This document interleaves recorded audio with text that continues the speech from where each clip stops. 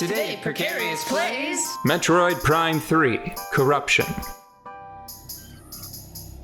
So, primed, and then I start here. Yeah, it's at the screen. Oh, got it. That's not awkward. No, it's fine. The conversation we were having about video game preservation, I would like to apologize for bringing the party down so low, but at the same time, I'm just not happy with the control of things that have become a part of popular culture. Yeah. Being under the control of corporations as opposed to, Authors? the authors and Just or as a starting point. authors and or the public. Like, once it becomes so public, it's like that argument about, is this person a public figure? Mm-hmm. I feel like at a certain point, Mario becomes a public figure. And so then after a certain amount of time, a Mario game that was in a certain state should be, I don't know if public domain is exactly what I'm looking for, but there needs to be something else. We need to figure out something new and interesting. Well, I mean, it's supposed to be that way, but but if you make a game every once in a while with the right characters in it, then you kind of renew, and then it... Well, yes, but even then, there's supposed to be, like, an ultimate expiry date, but big corporations keep... Wait, am I supposed to... Do I have to... Yeah, we gotta do that. Pull their little butts off. Yeah. Ew. So, big corporations keep lobbying to have the laws changed. Yeah. Yeah. And that just does not track. That does not work, because it's like, we made a fun meta game where you put money in and then get what you want out. Mm-hmm. And the thing we're doing gives us all of the money. Isn't that a fun game that we've invented? Yay. I hate it. We've created a Euro game where the entire system runs on green cubes, and we make all of the green cubes. Hooray! What a perfect environment we've created. Yeah. Well, okay, so acknowledging the fact that it is a not happy bad time that we should all be working on as we can, I would like to ask, now that I've gotten all my grumpus out, does it look good? Is it looking like it's going to be a nice remake? Do you think it's going to make us angry, or do you think we should ignore it, or like, what's it looking like? Well, I mean, it's just Metroid Prime, but with a fresh coat of paint, so I would say... Is it really going to be that, or are they going to ruin it somehow?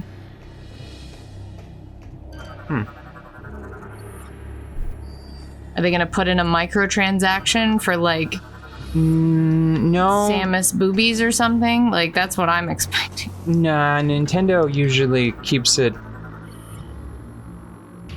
I think that the worst thing that's likely to happen is they might do a Wind Waker, where they change things around in such a way that there winds up not being a proper definitive edition. Because it's like, if you want to have a lot of the best mechanical features of the Wind Waker, you have to play the HD version. Yeah. But if you want to play a version of Wind Waker where the ocean looks better, and where the light sources have their proper intended original charm, you have to play it on the GameCube, or you have to play it... Oh, he got me. Little guy got me. Fell for that trap. You have to play it in an illegal environment where you're emulating it in a space where you can just upscale everything without changing sort of the stylistic core of those elements. Because like the ocean looks really like blown out with Wind Waker HD. And then what was the other the Moblin lanterns and some other light sources used to be really abstract and geometric, right? Like the actual light that was cast on the ground, it was like a cartoon shape. Yeah, I remember. Yeah. And because of the broad systemic lighting changes that were made, it's now like soft, more realistic lighting. But it's not. And I don't like it. It reminds me a lot of those, like, I made the opening level of Mario 64 in Unreal type little project things that project videos that people put up on YouTube. Yeah. You know? Well, I hope it goes well. Do you intend to engage with it at all? No, because I don't need to. Like, seriously, so when I'm talking about with the idea of like there not being a definitive version of the game anymore, right? Yeah. Aside from any well, no, because I always forget, because I don't have a Switch. I have a Switch Lite. So I don't have Joy-Con, so I always forget that you can use them to you could use them to aim and stuff. Yeah. So maybe it's fine.